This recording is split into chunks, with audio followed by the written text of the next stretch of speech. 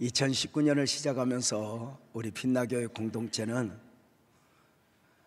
처음 교회의 영성으로 라는 표어와 함께 출발을 했습니다. 이렇게 표어를 결정해야만 했던 이유가 있습니다. 지나온 날, 특별히 지난 한 해 한국교회는 사회로부터 많은 지탄을 받았습니다. 이단의 문제까지 겹치는 가운데 그만 많은 교회와 목사님들의 민낯이 세상의 거울 앞에 그만 드러난 것입니다. PD수첩을 비롯한 일반 뉴스에 방송이 될 정도로 교회의 영광은 그만 바닥에 떨어지고 말았습니다. 이러한 때에 우리 빛나교회가 30주년을 맞이하면서 단순히 우리만의 교회가 아니라 이제 책임 있는 교회로서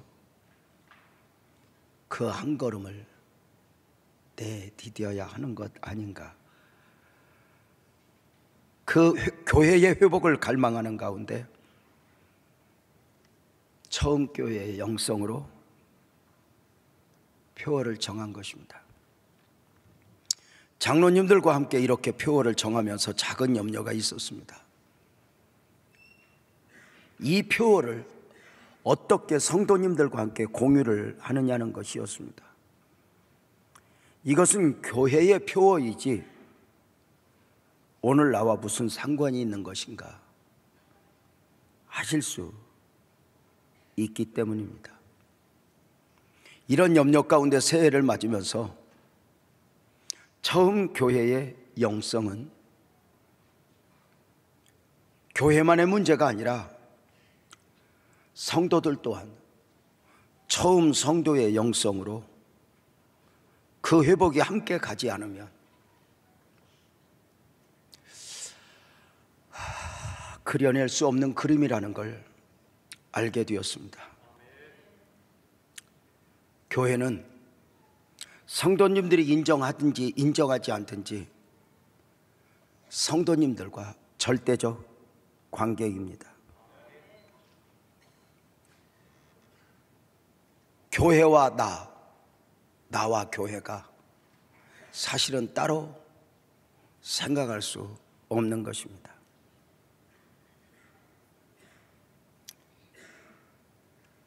교회 생활을 하면서 성도로서 행복할 수 있다면 더 없는 축복이라 여겨봅니다. 바라기는 2019년 사랑하는 성도님들 모두가 행복하셨으면 좋겠습니다. 이 땅을 살아가는 모든 사람들은 더 나은 삶, 행복을 원합니다. 더 나은 삶, 그 행복을 위해 공부도 하고 학교도 가고 직업도 바꾸어 보고 결혼도 하고 사업도 합니다. 한 글을 보니 이렇게 쓰여져 있더라고요. 잘못된 선택일 수 있지만 자살하는 분들도 행복을 위해서라고 말입니다. 이렇게 많은 사람들이 행복을 추구하지만 안타깝게도 행복한 삶을 살아내는 사람들은 그리 많지 않습니다. 특별히 우리 그리스도인들은 행복해야 하는데 이 그리스도인들이 행복하기 위해서는 세 가지가 안정이 되어야 합니다. 이 세 가지를 크리스찬의 행복을 위한 3대 안정이라 이렇게 표현하니 가정, 일터 곧 생업, 그 다음에 교회입니다. 카메라 다리가 셋인 것처럼 가정과 교회와 일터, 이 세 삶의 요소가 균형을 맞출 때 우리 그리스도인은 행복을 누릴 수 있다는 것입니다.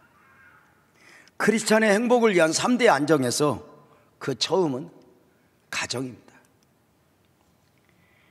하나님께서 처음 사람을 창조하시고 그 사람에게 제일 먼저 선물로 주신 것이 가정입니다. 그래 모든 사람들은 가정 공동체 안에서 행복을 누리며 살도록 그 삶의 원리를 정해 주셨습니다. 그래 사람이 아무리 사회적으로 출세하고 대단해져도 가정이 안정되어 있지 못하면 행복은 없습니다. 그러나 많은 것을 소유하지 못했지만, 남보다 높은 자리에 오르지 못했지만, 죄송한 표현이지만 길거리에서 마당을 쓸면서 산다 해도 가정이 안정되어 있는 사람은 늘 입가에 미소가 있습니다. 문제는 그 가정이 저절로 행복해지지 않는다는 것입니다. 하나님께서 우리의 가정이 행복이길 원하는 만큼이나 에덴 동산을 흔들어 가정을 깨뜨렸던, 처음 가정을 박살냈던 그 마귀는 오늘도 우리의 가정을 호시탐탐 노리는 것입니다. 교회의 갈등 구조를 형성하여 분열되어 무너지기 원하는 마귀가 똑같은 방법으로 가정 또한 갈등 구조를 형성하여 스스로 무너지게 하는 것입니다.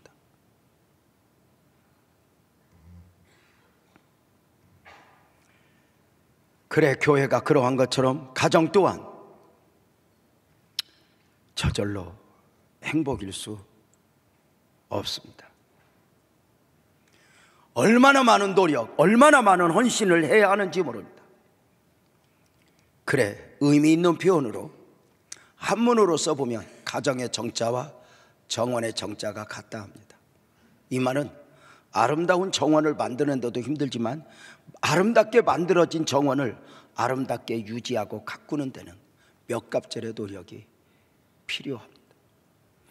아름다운 정원을 망가뜨리기 위해서는 일부러 삽으로 호미로 파헤칠 필요가 없습니다. 내버려두면 잡초가 무성해져서 금방 망가지니 말입니다. 가정이 가정되기까지 얼마나 많은 과정이 있었습니까? 그러나 그 가정이 보시기에 좋았더라 더 나은 가정으로 성장하기까지는 얼마나 많은 대가를 지불해야 하고 희생과 수고, 헌신이 동반되어야 하는지 모릅니다. 저절로 되지 않습니다. 가정은 어떤 명분 앞에서도 지켜내야 될 이유가 있습니다. 크리스찬의 행복을 위한 3대 안정에서 두 번째는 교회의 안정입니다. 하나님께서 구약 성경을 시작하면서 제일 먼저 가정을 주셨고 신약 성경을 시작하면서 교회를 선물로 주십니다. 기차가 두 레일 위를 달려야 하는 것처럼 가정과 교회, 교회와 가정, 적어도 거듭난 그리스도인은 이 선에서 바퀴만 하나 빠져도 탈선이 되는 것입니다. 하나님 안에서 살아가는 사람들에게 가정과 교회는 참으로 중요합니다. 가정은 사람으로 이 땅을 살아가는 7, 80을 사는 동안 행복 기본 공동체라면 교회는 영원을 준비하는 영적 공동체입니다. 사람이 이 땅 위에 7, 80도 포기할 수, 행복을 포기할 수 없을지언정 영원을 포기할 수 있을까? 성도로서 가정이 안정되었다 싶은 만큼이나 교회 생활이 안정된 사람은 축복입니다. 그냥 교회를 다니는 사람으로가 아니라 내 교회로의 정착을 말하는 것입니다. 크리스찬의 행복을 위한 3대 안정에서 세 번째는 일터 곧 생업의 안정입니다. 처음 창조된 사람들에게 있어진 노동 곧 일은 창조 원리입니다. 창세기 1장 26절에 보면 하나님이 사람을 만드시고 그 계획을 세우시고 또 하나 저들로 하여금 이 땅을 다스리게 하자. 선악과 사건 이전에도 노동이 있었다 말씀드리는 것입니다. 노동은 일은 저주가 아니고 축복입니다. 얼마나 일이 귀한지 아시죠? 사람이 날마다 여행 다니면서는 못 살아도 날마다 일하면서는 그 안에서 만족, 기쁨 누리며 살아갈 수 있습니다. 언젠가 우리 딸에게 내가 이 이야기를 했더니 아빠, 나는 매일 여행 다니면서도 살 수 있을 것 같은데 이년아, 나이 먹어봐라. 일이 얼마나 귀한가, 일이 얼마나 축복인가. 사랑하는 여러분, 열심히 일할 수 있고 일할 터전이 있다면 정말 행복입니다. 교회 생활을 하는 가운데 믿음이 좋아 보이고 교회 생활을 열심히 하는 것 같지만 자기 개인적으로 일에 성실하지 못한 사람은 언젠가는 또 심한 골짜기에 한번 빠지게 됩니다. 자기 일에 성실해야 합니다. 게으르면 안 됩니다. 마태복음 25장 26절에 보면 악하고 게으른 종아 합니다. 우리 하나님의 사람들이 살아가면서 듣지 말아야 할 말입니다. 돈은 못 벌어도 됩니다. 그러나 열심히 사는 거 이 안에 은혜가 있는 거 아닐까? 저는 이 열심히 산다는 말이 얼마나 좋은지, 이 열심히 사는 사람들에게 복이 오는데 저는 이렇게 표현합니다. 도둑놈도 자기 일을 사랑하고 열심히 하면 복이 온다고, 안 잡힌다고. 나는 이게 천직이야. 해피하게 하면 안 잡히고. 그런데 내가 언제까지 이렇게 야근해야 돼? 팔자 타령하고 금방 잡힙니다. 여러분, 열심히, 특별히 젊은이들에게 부탁을 드립니다. 지금 그대들의 삶은 미래를 준비하는 시간들이지 즐기는 시간들이 아니어야 합니다. 미래를 준비해야 하는 시기에 인생을 즐기는 쪽으로 삶을 길들이면 언젠가는 슬픈 눈물을 흘릴 수 있습니다. 이것이 아닌데 라고 느끼면 내가 정리할 수 있을 때 빨리 정리하는 게 좋습니다. 어느 순간 세상의 모든 건 내가 조절할 수 없도록 나를 끌고 가니, 술도 처음에는 내가 마시고 싶어서 마시지만 나중에는 술 없이는 못 사는 사람, 담배도 내가 피우고 싶어서 피우지만 나중에는 담배 없이 못 사는 사람. 지금 여러분이 무엇에 길들여지고 있습니까? 아까 한 성도님이 기도받으러 왔습니다. 교회 오신 지 얼마 되지 않는 것으로 알고 있습니다. 참 좋아 보이는 분인데 눈물을 펑펑 쏟습니다. 왜 그러세요? 목사님, 우리 아들이 나이 30인데 도박에 빠졌어요. 어떻게 해요? 엉엉.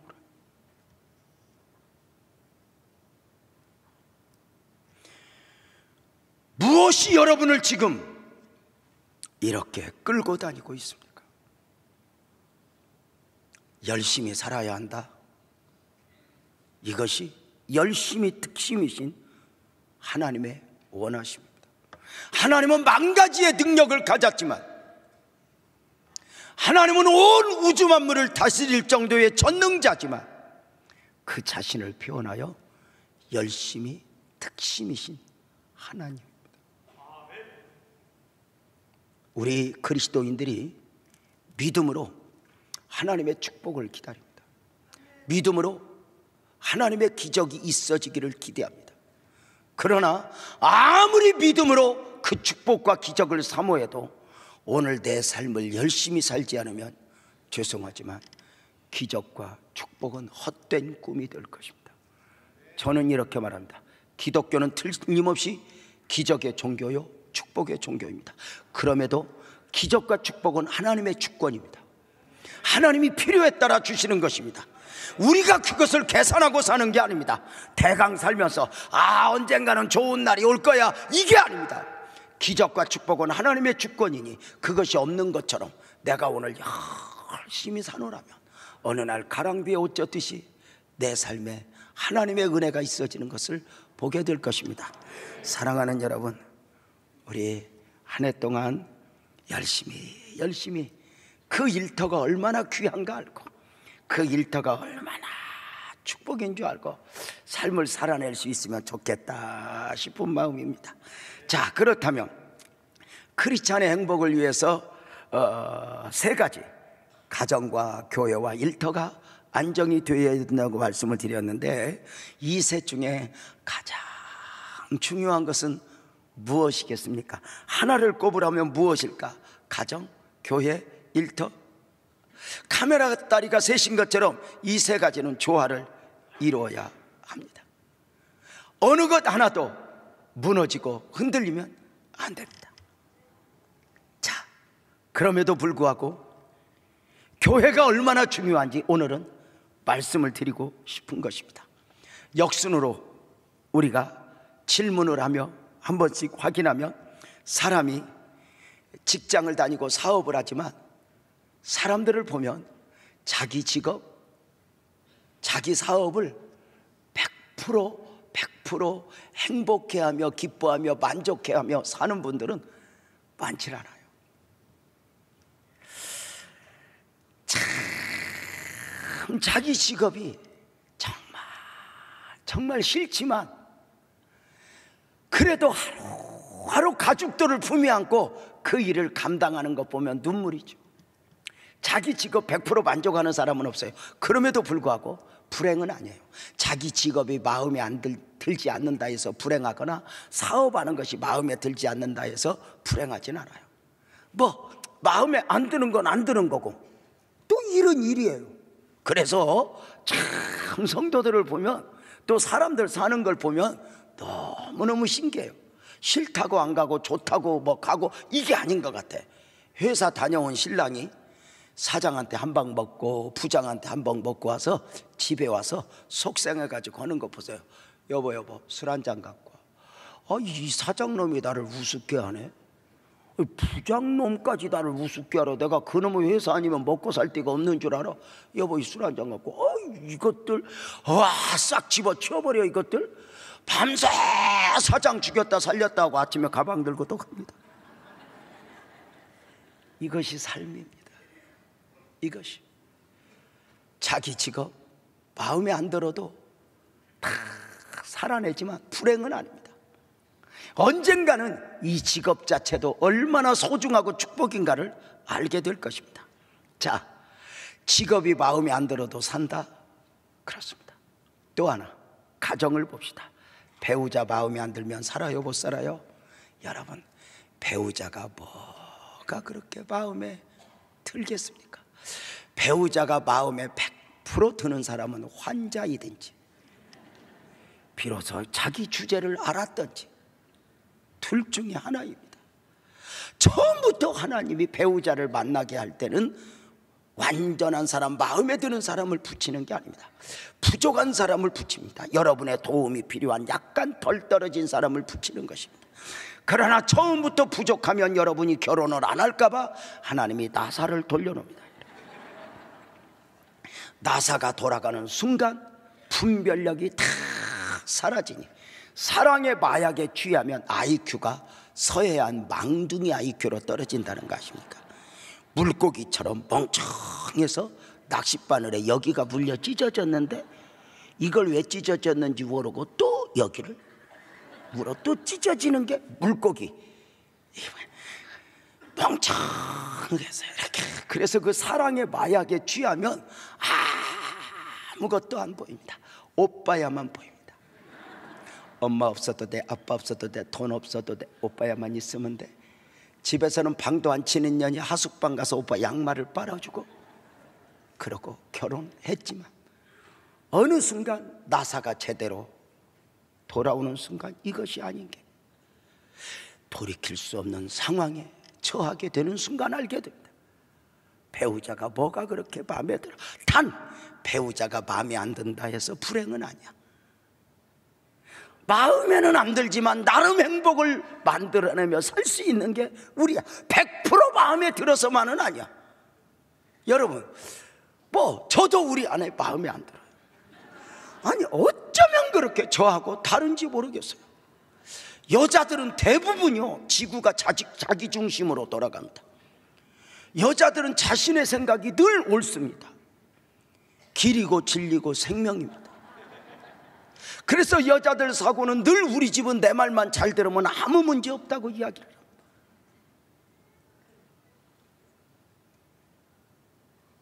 가끔 깜짝깜짝 놀래지만 말은 못합니다. 이번에 신년 영성 수련회 하는 가운데 지난 목요일 날 낮에 교회에서 식사를 하는데 된장국이 얼마나 맛있는지 교역자들하고 부목사님들하고 우리 아내하고 저하고 밥을 먹으면서 맛있다, 참 맛있다. 우리 교회 권사님들, 집사님들은 어쩌면 이렇게 된장국도 맛있게 끓이냐. 맛있다, 맛있다, 참 맛있다 했더니 그 소리 듣자마자 우리 아내가 주방에 가서 된장국을 얻어다가 그날 밤에 밥을 먹는데 또 된장국이 나. 당신 맛있다고 해서 한 그릇 가져왔어요. 그랬구나. 여보야, 또 먹어도 맛있다, 맛있다. 그 다음날 아침에도 또 나와. 이제는 맛이 네 맛인지 내 맛인지 또 먹는데 그날 아침 먹고 신년 영성 수련회 왔다가 교회에서 점심 먹고 저녁에 갔더니 또 그 된장. 여보야, 된장이 무섭다. 그렇지만 이것을 어떻게 버리냐. 먹어야지 여보. 내 생각은 하수구에 버리든 내 입에 버리든 똑같은 것 같은데 당신 생각은 어떠니? 그렇지만 제가 그걸 먹으면서 내 팔자는 왜 이래? 그럴 필요 없습니다. 우리 아내와 먹던 거 또 주는 아내라도 있는 게 얼마나 고마운 줄 아냐. 늘 자기 입장에서 지구를 돌리는 이 여성하고 사는 것도 쉽지 않죠. 여러분, 직장이 마음에 안 들어도 불행은 아니야. 나름대로 삶을 만들어낼 수 있어.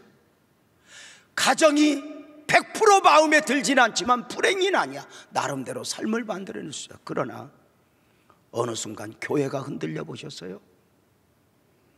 어느 날 아침 주일에 성경책 들고 딱 나왔는데 오늘은 어디 가서 예배 드리지? 흔들려 보셨어요?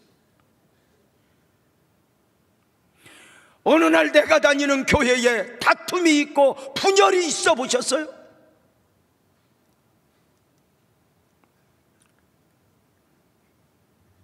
충격 아닙니까?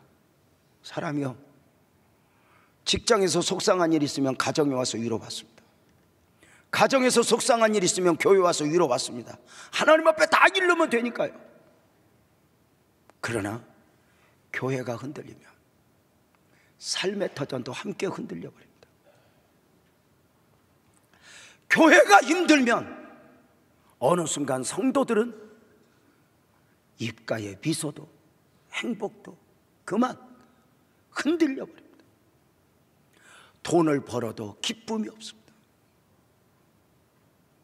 왜일까요? 왜 그렇게 교회가 그렇게 중요할까요? 왜? 사람은 영적 존재고 교회는 영적인 공동체이기 때문입니다. 육신의 안식을 위해서 가정이 필요한 것만큼이나 구원받은 하나님의 사람들, 영이 회복된 사람들은 이 영적 안식이 그만큼 중요한 것입니다. 그래서 교회가 처음 교회 영성으로 교회가 회복되고 행복해야 되는 이유는 교회만의 문제가 아닙니다.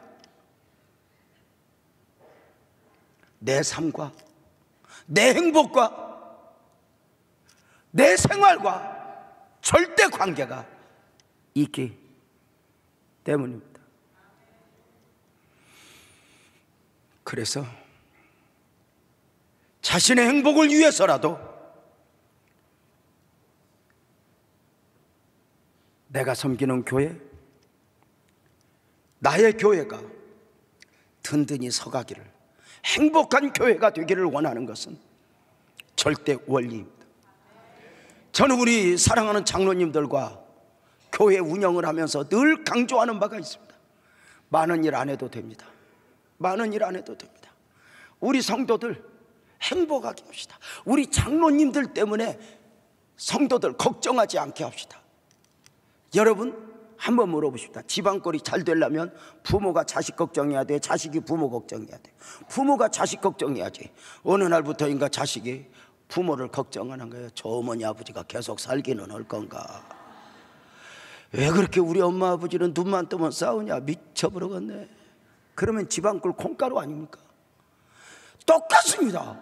교회가 제대로 되려면 당회가 성도 걱정해야지. 성도가 당회 걱정하면 이것은 콩가루 되는 거예요. 얼마나 삶이 힘든데 우리 장로님들에게 이야기합니다. 우리 성도들 사는 거 힘든데 교회 와서만이라도 좀 웃고 가도록, 교회 와서만이라도 좀 평안을 얻고 갈 수 있도록 우리 많은 일 안 해도 좀 내려놓자. 부부가 사이가 안 좋아도 애들 앞에서 애들 평안하기 위해서 얼마나 부부가 노력해야 돼요. 부부가 싸우면요 애들은 충격입니다. 아빠가 목소리 한 번만 높여도 애들은 쿵쿵. 어떤 가정학자가, 아동학자가 마치 저 히로시마에 원자탄이 떨어진 것만큼이나 아이들에게 충격이라고 이야기합니다.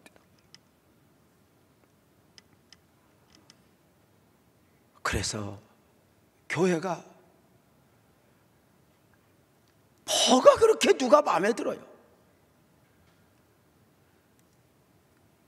문제는 교회가 저절로 행복해지지 않아요. 교회가 저절로 좋아지지 않아요. 왜일까요?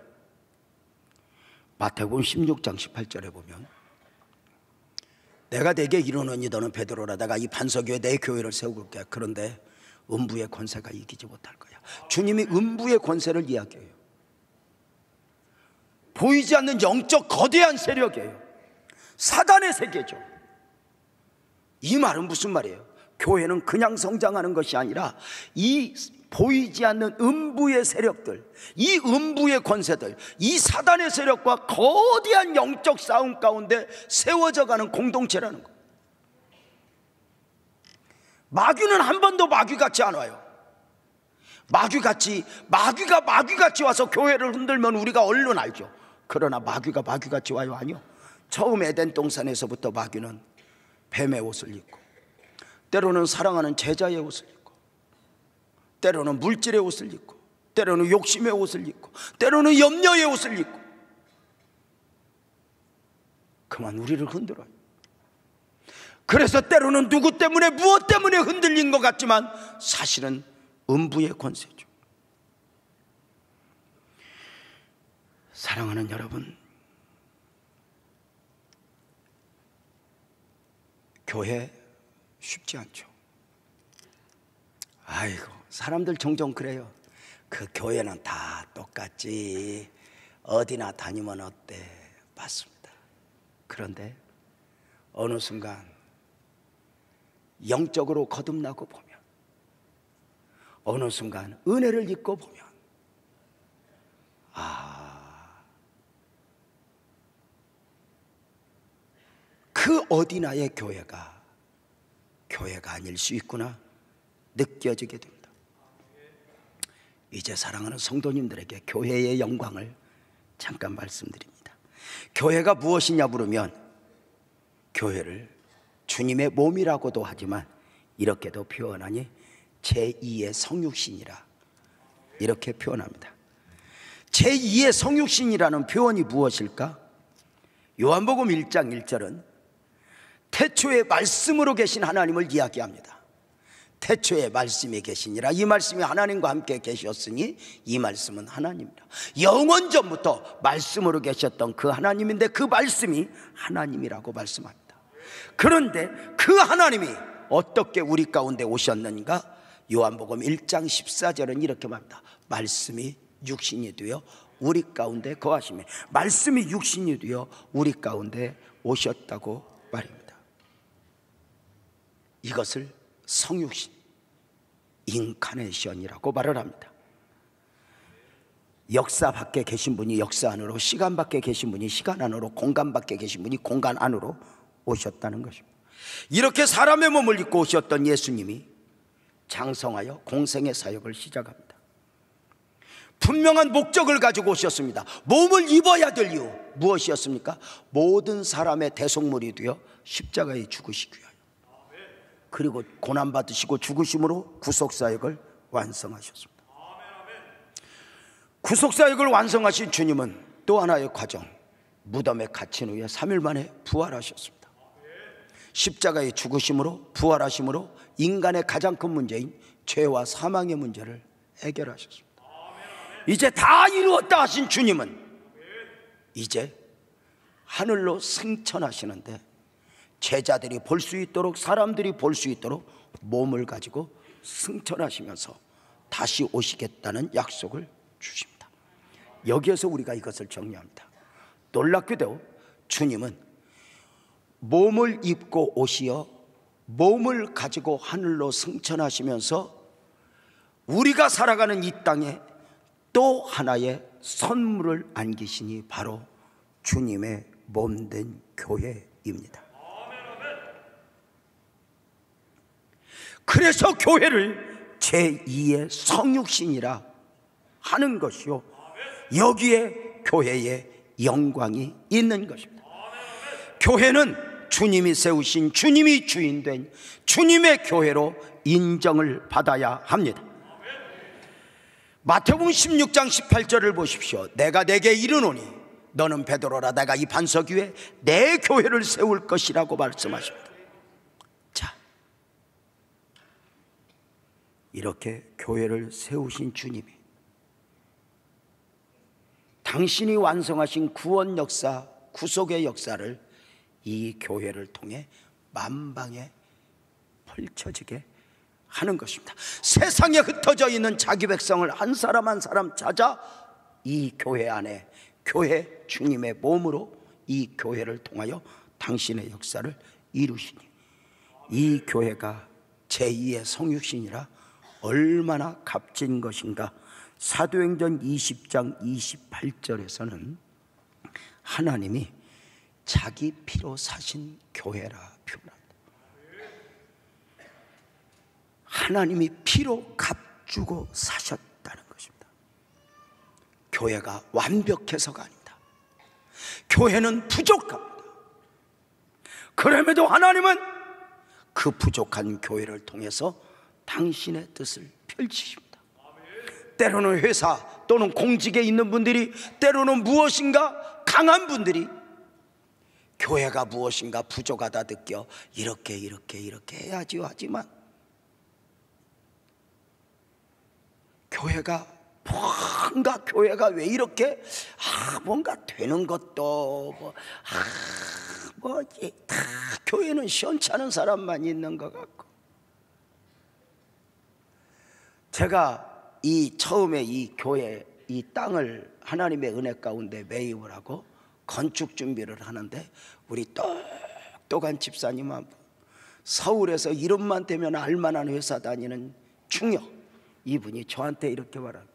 목사님, 교회 면면을 보니 멀쩡한 사람 거의 없는 것 같은데 목사님, 이 힘든 교회를 어떻게 목사님 홀로 감당하시려고 하고 활짝 웃으면서 집사님 그 못난 이들하고 한번 해볼게. 세상 눈으로 보면 교회는 어리숙합니다. 그럼에도 하나님은 그 교회를 통해 당신의 뜻을 이루어 내시기로 작정하셨습니다. 여러분, 교회를 그래서 주님의 몸이라 합니다. 교회란 헬라어로 에클레시아, 즉 밖으로 불러낸다의 뜻입니다. 하나님이 세상으로부터 불러내 오신 무리, 구원의 백성들, 이들이 바로 교회입니다. 교회는 신학적으로 두 가지가 있습니다. 유형교회와 무형교회입니다. 유형교회는 우리가 지금 예배하고 있는 이 예배당 건물을 유형교회라고 이야기합니다. 무형교회는 보이지 않는 교회이니 바로 그리스도를 믿고 그리스도를 영접한 한 사람 한 사람 여러분이 교회의 진정한 가치입니다. 그래서 교회는 여러분이고, 냉정하게 따지면 이 교회 건물은 교회가 아니라 교회가 모여 예배하는 예배당이라는 말이 사실은 좀 더 정확한 표현이라 할 수 있습니다. 우리 한 사람 한 사람 교회인데 그 교회의 머리는 주님입니다. 에베소서 1장 23절은 교회는 그의 몸이니, 에베소서 4장 15절은 그는 머리니 곧 그리스도라 이야기합니다. 이는 교회의 본질을 말하는 것으로 교회가 예수님의 몸이고 교회의 머리는 예수님이라고 말하니, 이 말은 예수님이 으뜸이라는 의미도 있겠지만 대표성입니다. 그래서 골로새서 1장 18절에 보면 그는 몸인 교회의 머리시라. 그가 근본이시요 죽은 자를 가운데서 먼저 나신 이신 이는 친히 만물이 으뜸이 되게 하려 하심이로, 이렇게 말합니다. 여러분 아시죠? 손이 있고 발이 있지만, 움직이는 건 손이고 발이지만 우리 손과 발이 우리 몸의 대표일 수는 없습니다. 머리가 몸을 대표하는 것처럼 그리스도의 머리 되심은 교회의 대표성을 의미합니다.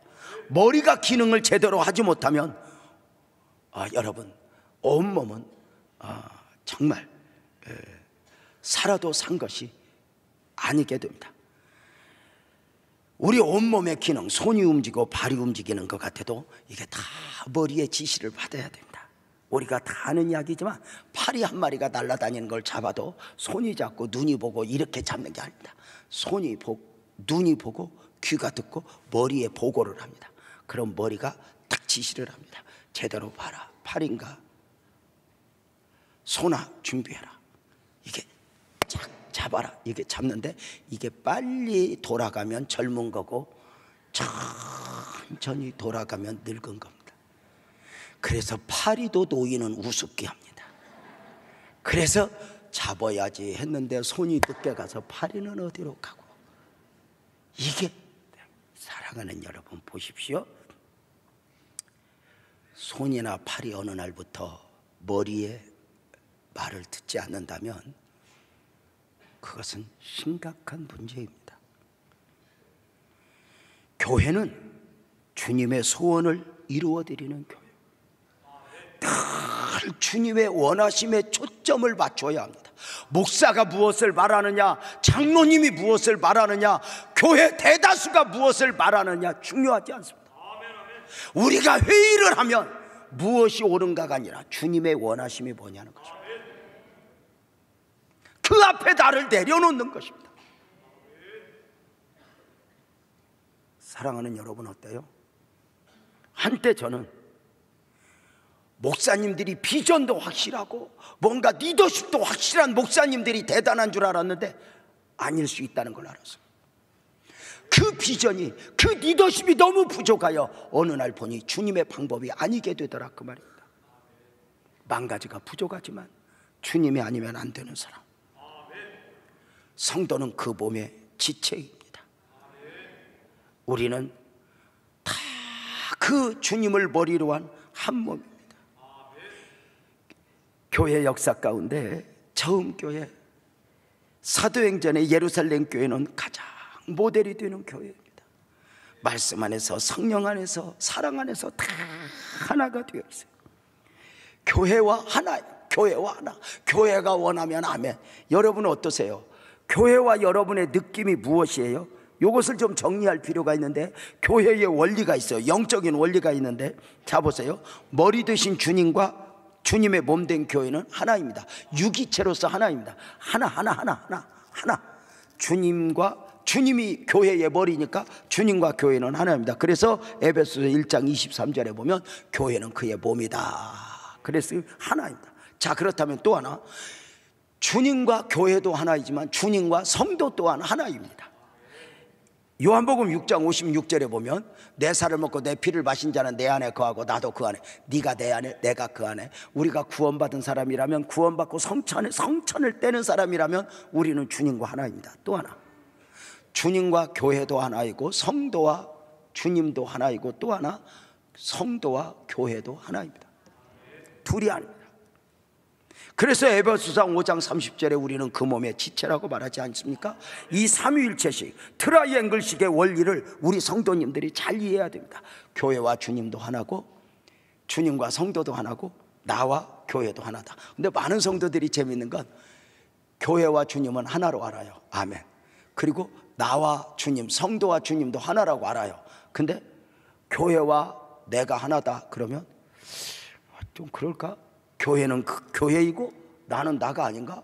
너무 교회에 목사같이 교회 다니는 것도 위험한 거 아닌가? 막 어떤 때 사람들은 갑자기 그래요. 내가 교회 너무 열심히 다니는 것 같아요. 걱정하지 말고 좀 더 열심히 오세요. 좀 더 열심히 오세요. 여러분 어때요? 그래서 교회와 나가 하나예요. 그래서 교회와 나가 하나이기 때문에 교회가 아프면 내가 아픈 거예요. 교회가 행복하면 내가 행복한 거예요. 마귀가 성도들을 넘어뜨리기 위한 방법 중에 하나가 뭐예요? 성도들로 하여금 믿음도 있고 확신도 있고 사명도 있지만 교회 안에 정착하지 못하게 하는 거예요.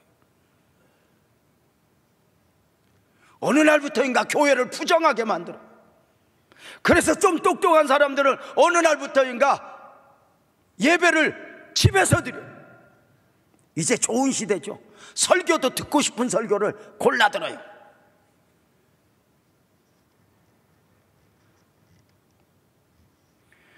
여러분, 너무 구미에 맞는 설교 골라 듣는 것도 위험합니다. 아니야. 여러분, 이렇게 예배당에 와서 예배하는 게 얼마나 중요한데, 교회에 정착하지 못해. 설교도 너무 맛있는 설교만 막 골라 들으면 막 믿음이 좋아지는 것 같아도 안 그래요. 음식이라는 게 우리 집에서는 우리 아내가 주장하는 맛이 있어요. 여러분, 대표적으로 맛이 단맛, 짠맛, 신맛, 매운맛, 또 뭐 있어? 단, 짠, 신, 또 매운 거, 쓴맛. 그 중에 뭐, 그리고 또 있어요.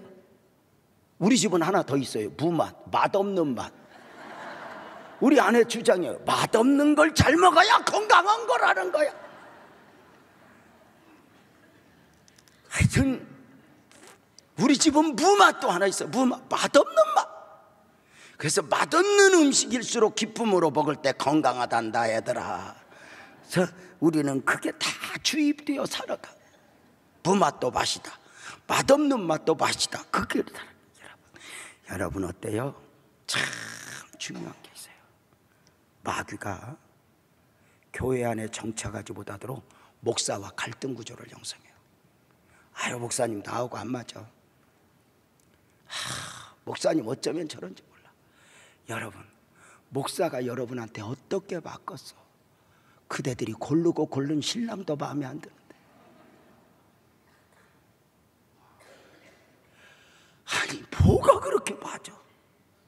갈등 구조가 딱 형성이 되면 그만 영적 상처로 인해서 목사님이 설교를 아무리 천상의 설교를 해도 은혜가 안 됩니다. 그래서 목사와 혹시 갈등 구조에 있는 분들, 조금 마음이 상한 분들은 왜 저렇게 목사님 설교해? 그러면 설교가 문제가 아니라 여러분의 위에 상처가 있고 손가락에 상처가 있으니까 다 걸리는 거예요.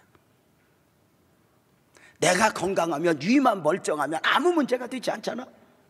그래서 혹시 목사님한테 갈등 구조가 있는 분들 이거 그냥 넘기면 내가 영적인 손해다, 얼른 저한테 와서 소고기 한 건 사와서, 목사님 내가 이랬어. 그럼 풀어. 내가 먼저는 못 가. 왜냐하면 이제는 그렇게 찾아가기에는 너무 성도들이 이렇게 이제 많아서 갈등 구조는 갈등 구조대로 이렇게 신경 써야 될 성도들이 많이 있다 보니까 손을 다 대밀 수는 없어. 그래서 여러분들이 좀 다가워줘. 소고기는 꼭 사와야 돼. 여러분 바라봐.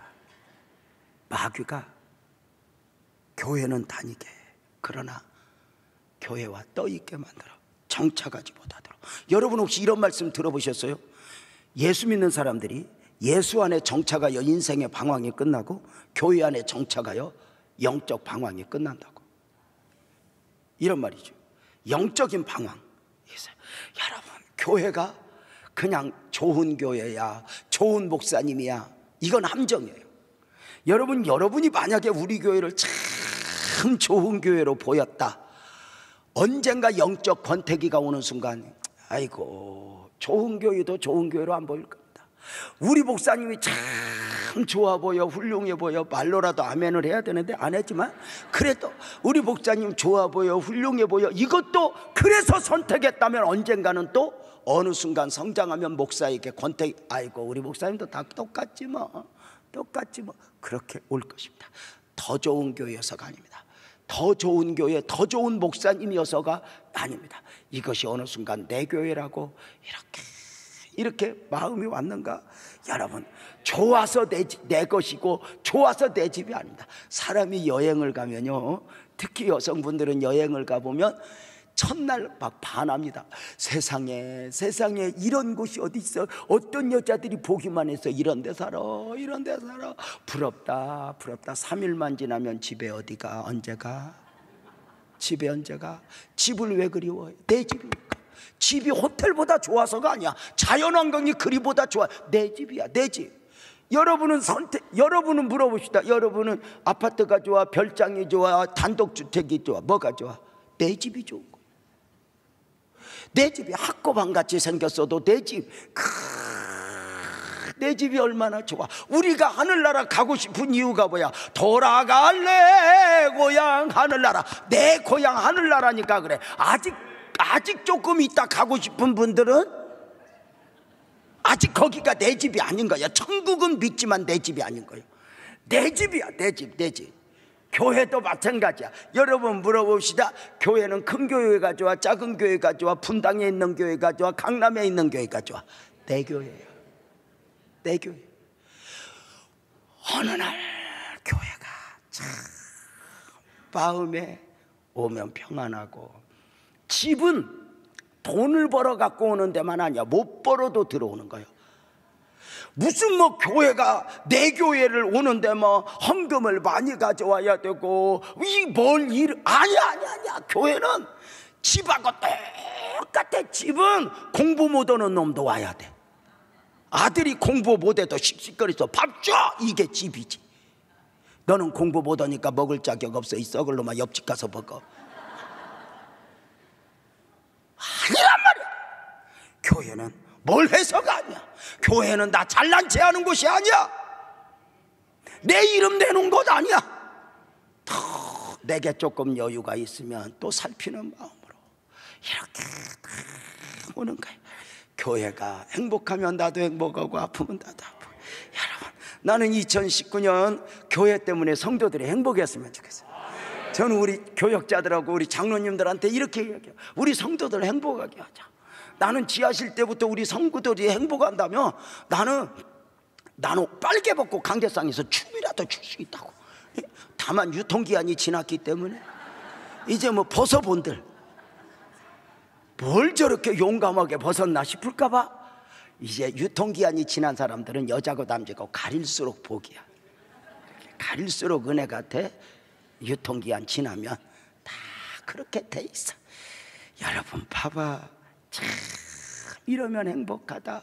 교회가 성도들이, 저는 우리 성도들이 이 무슨 뭐 처음 교회 영성으로 하면은 우리 교회가 뭘 대단한 뭐 이벤트를 아니야. 어쩌면 구호만 정했지 아무것도 못할 수 있어. 그러나 우리가 이런 마음은 갖자는 거야. 이러면 안 돼, 이러면 안 돼. 그때마다 또 한 번 가다듬어. 하나님, 우리 교회 좋은 교회 되게 해주세요. 우리 성도들, 나도 바른 성도 되게 해주세요. 이렇게 꿈꾸며 달려가노라면 여러분 예배 때마다 풍성할 텐데, 예배 때마다 능력이 임할 텐데, 여러분의 교회가 어떤 교회였으면 좋겠습니까? 노래로 표현합시다.